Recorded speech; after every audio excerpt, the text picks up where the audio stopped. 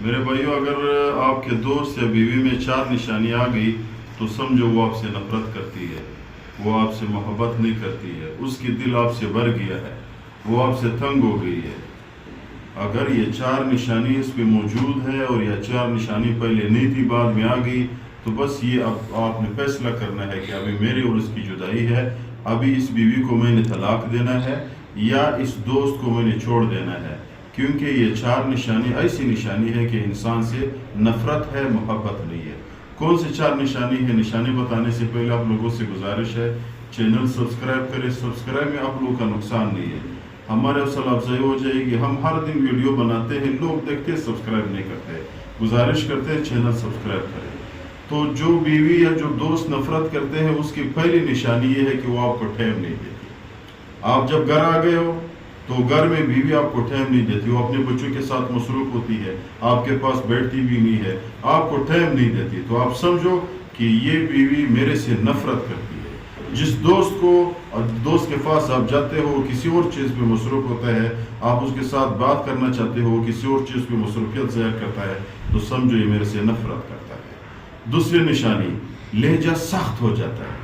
اگر آپ گھر آ گئے ہو، کوئی بات کرتے ہو تو آپ کی بیوی آپ کے ساتھ سخت لہجے میں بات کرتی ہے، تو سمجھو کہ اس بیوی کی میرے سے نفرت ہو گئی ہے، ابھی یہ میرے ساتھ محبت نہیں کرتی ہے۔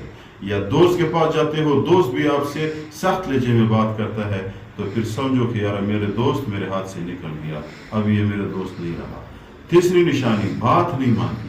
بیوی کو آپ کہو کہ بھئی فلان کام کرو، دن کو نکلتے ہو کہ فلان کام کرو، شام کو جب آتے ہو وہ کام نہیں ہوا، تو سمجھو کہ یار یہ میری بیوی میرے سے نفرت کرتی ہے۔ جب بات نہیں مانتی تو یہ نفرت کی نشانی ہے۔ اسی طرح دوست کی بھی یہی نشانی ہے۔ چوتھی نشانی، بدتمیزی کرتی ہے۔ اگر آپ کی بیوی نے آپ کے ساتھ بدتمیزی شروع کی، ہر بات پہ لڑائی جھگڑا شروع کر دیا، تو سمجھو کہ بھائی میری اور بیوی کے درمیان نفرت آ گئی ہے۔ اگر اس نفرت کو بندہ ختم نہ کرے تو پھر یہ خدا نخواستہ طلاق تک بات جاتی ہے۔ اگر یہ 4 نشانیاں بیوی میں آ گئی، پہلے بندہ یہ سوچے کہ بھائی اس کو ختم کرنی چاہیے، کیونکہ ہر وقت شادی نہیں ہوتی، بچوں کے لیے ماں ہر وقت نہیں ملتی۔ جب انسان کے گھر بن گیا میرے بھائی، خدا نخواستہ طلاق کا مسئلہ ہوا تو پھر بچے بھی یتیم، بچے بھی بغیر ماں، اور گھر بھی خراب ہو جاتا ہے۔ بندہ فیصلہ کرے۔ دیکھو 2 چیزیں گھر میں انسان اگر لے آیا تو وہ گھر برباد نہیں ہوتا۔ ایک چیز یہ کہ اپنی بیوی کو بیوی سمجھے، بیوی کو مزدور نہ سمجھے۔ اگر کوئی بندہ اپنی بیوی کو مزدور سمجھتی ہے تو پھر بعد میں لڑائی جھگڑوں پہ بات آتی ہے۔ دوسرا یہ، بیوی اپنا سمجھے، دوسرا میرے وہ غیر نہ سمجھے۔ اپنے کی بات لوگ مان لیتے ہیں، اس کے ساتھ لوگ گزارا کر لیتے ہیں۔ یہ دونوں طریقے بندہ جب اپنائے تو اس کا گھر بھی برباد نہیں ہوتا، بیوی محبت بھی کرے گی۔